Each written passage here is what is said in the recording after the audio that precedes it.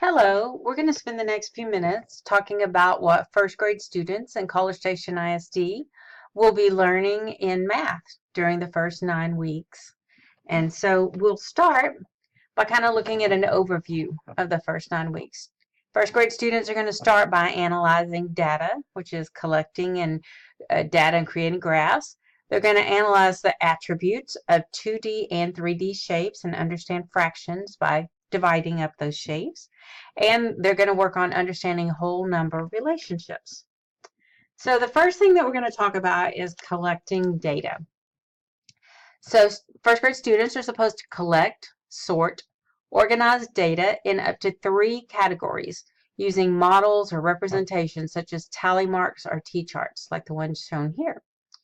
So students could gather data by doing a survey, by asking people a question such as, asking everyone in the family, what's your favorite color? And making a tally mark or some way to notate what each person answers. Or they can gather data by making observations, such as sitting out in the front yard for a certain amount of time and making a tally mark for each vehicle that passes by. Every car gets a tally mark, each truck gets a tally mark, or each motorcycle that they see gets a tally mark. And so in this way, they're collecting and organizing their data and getting ready so that they can put it into a different format and use it. And one of the ways that they can use that data is to create a picture or a bar type graph. And here we see example of a picture graph. It can be created vertically or horizontally. Here, the pieces of data are stacked up in a vertical column, but we could have also put, each picture of a car in a horizontal row going across. So they need practice seeing graphs going both ways, horizontally and vertically. And when we create a picture graph, each picture represents one point of data. So each picture of a car represents one car that was seen, or each picture of a truck represents one truck that was seen, and the same thing with motorcycles. And the pictures are representational. So if I saw a car, there's a picture of a car. If I saw a truck, then there's a picture of a truck. And if I saw a motorcycle, there's a picture of a motorcycle. So I can take those tally marks that I have, which were a very quick way to record the data, and then I can put it into a graph, which has pictures to represent each point of data.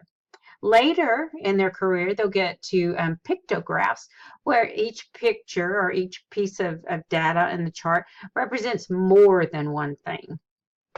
But for now in first grade, each picture just represents one thing. And they also will work with bar type graphs, which are similar to bar graphs. But the difference, if you look here, is instead of being one continuous bar, there's a series of squares that are next to each other. And each square represents one point of data.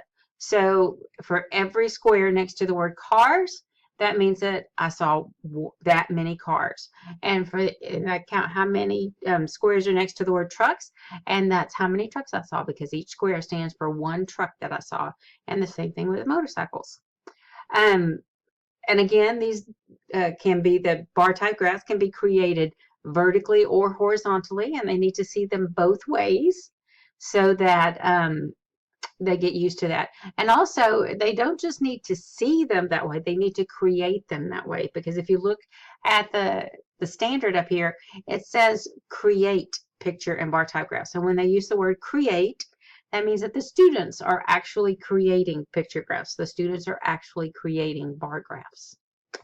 And yes, sometimes they are not as nice and neat as the ones that we as adults could create, but that's their beginning. That's how they start, and they will improve their ability to create those as they grow and develop.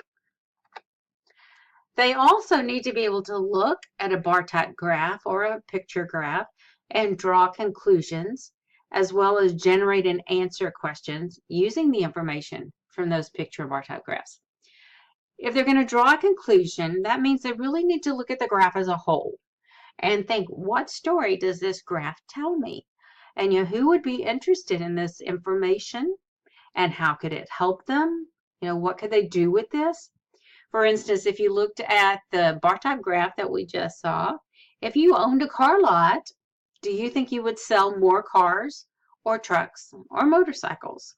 So that's drawing a conclusion about, what can I use this information to help me do something? Can I use this information to inform me and draw conclusions from that?